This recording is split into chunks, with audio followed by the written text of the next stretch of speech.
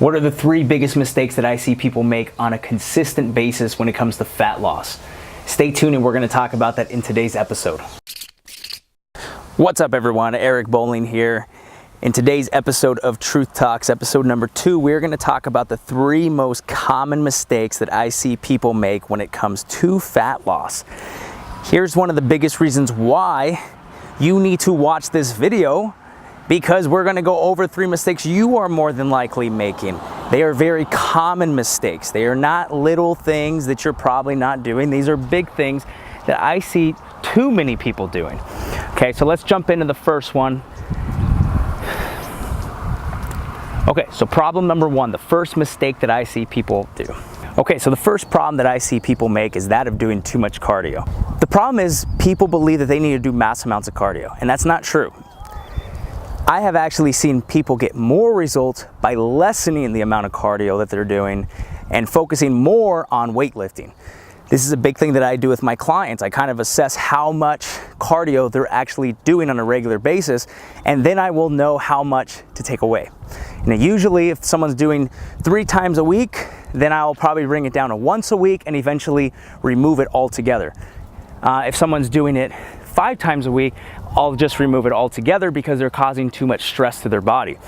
You have to understand that while we look at all these fat loss things, when we look at all these fat loss tools as strategies in a sense, the body only views them as one thing, and that's stress. So while we're viewing these things as, oh, we have all these tools, we have all these strategies that we're using for fat loss, no, the more you're using them, the body's only viewing them as stress. So we want to minimize the amount of stress, and we need to be very effective in terms of what we're doing. And one of the most effective ways proven to lose fat is going to be to build more muscle. And a lot of people think that they don't want to build muscle because they're thinking that they're going to get bulky, primarily females. And that's just not the case. A lot of the times people don't have enough muscle mass, and they think that where they are right now that they're just going to get bigger than that, and that's not how muscle works. Your body is going to go through something known as body recomposition, which is namely when your fat mass drops down and your muscle mass drops up or goes up, changing the way you look. So the biggest mistake that I see people making is that of too much cardio for the first one. The second problem that I see people making when it comes to fat loss is drastically lowering their calories. One of the biggest problems with this is that if you don't know how many calories you're currently eating, just lessening the amount of food that you're eating is not a good strategy. The funny part about this is that I find most people to begin with are not even consuming enough calories, namely consuming enough calories in the right portion sizes or of the right proportions in terms of proteins, fats, carbs. So the first thing to do is actually going to be to assess where you are at right now before you just try and lessen the amount of food you eat.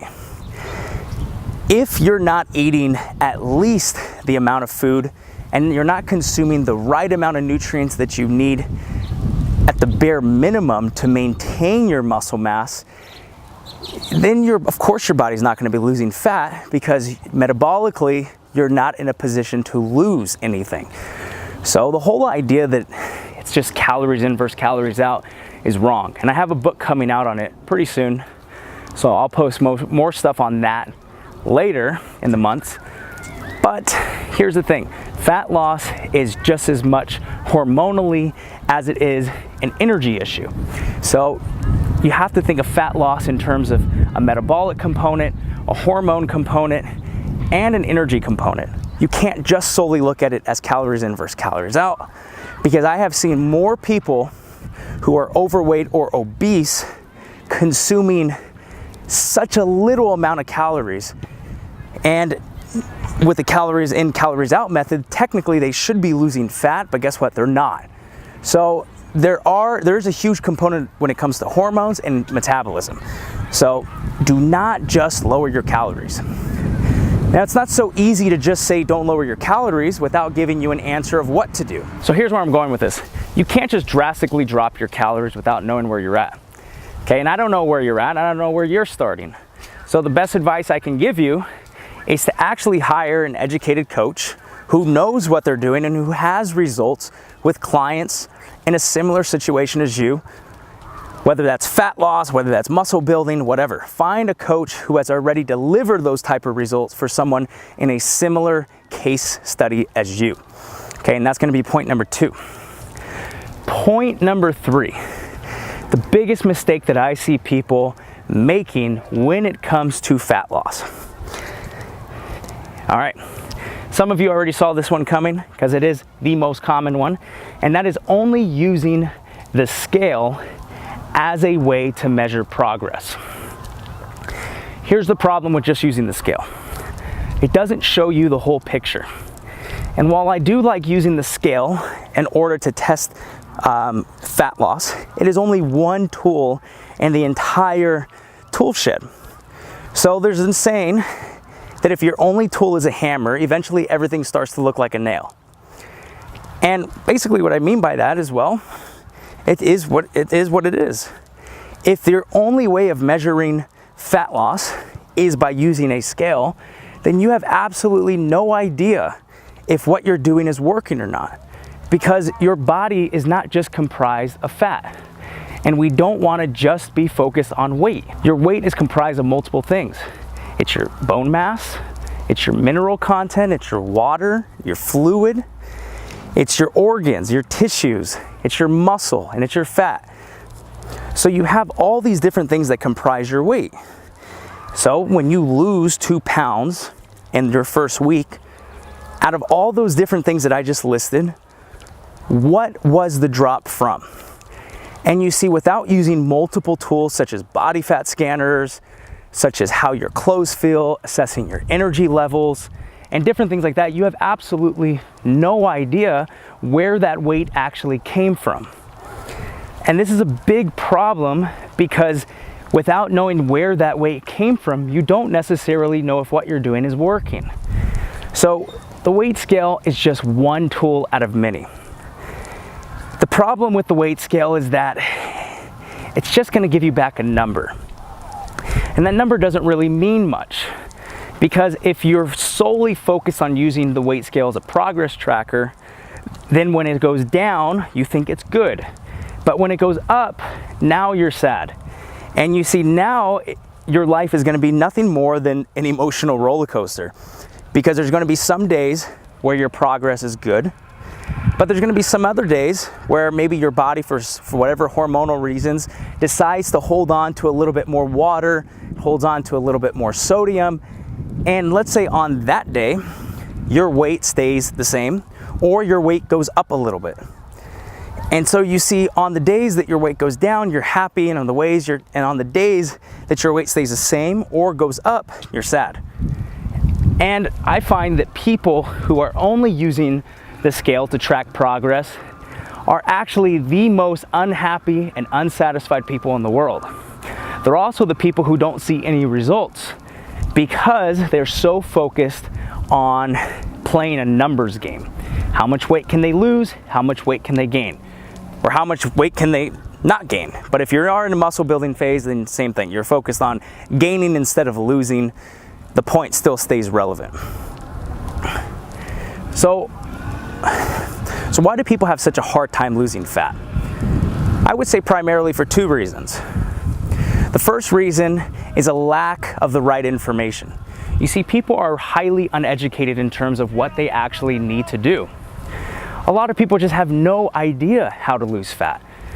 If you get a burst of inspiration and you decide that you want to change your life, for you that may mean cutting calories, tying up your old running shoes and going for a jog outside.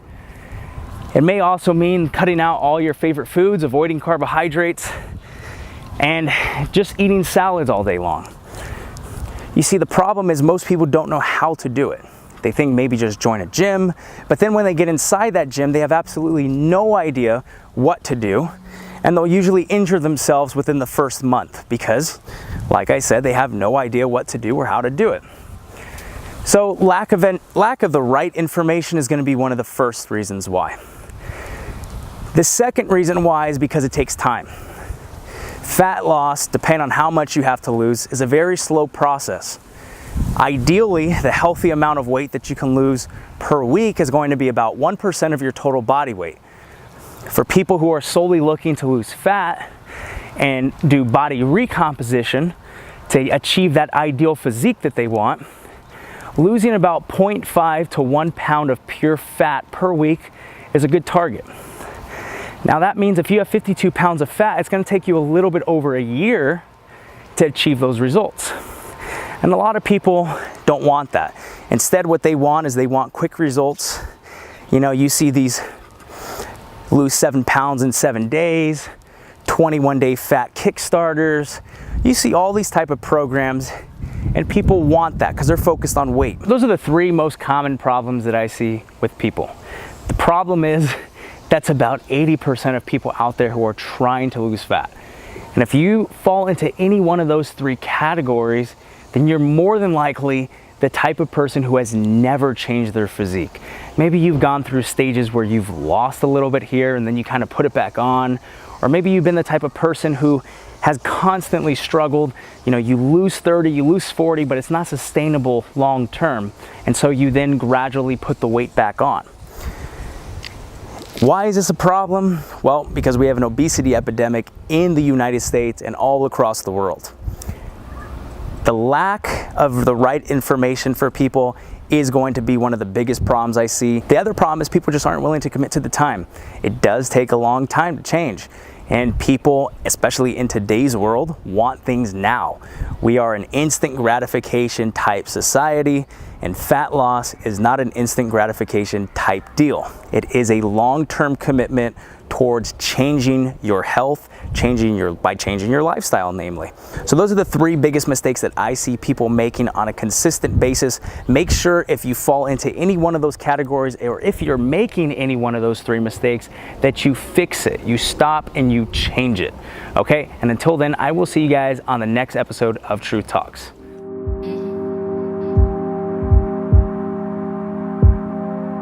Oh, my mind, I'm feeling high.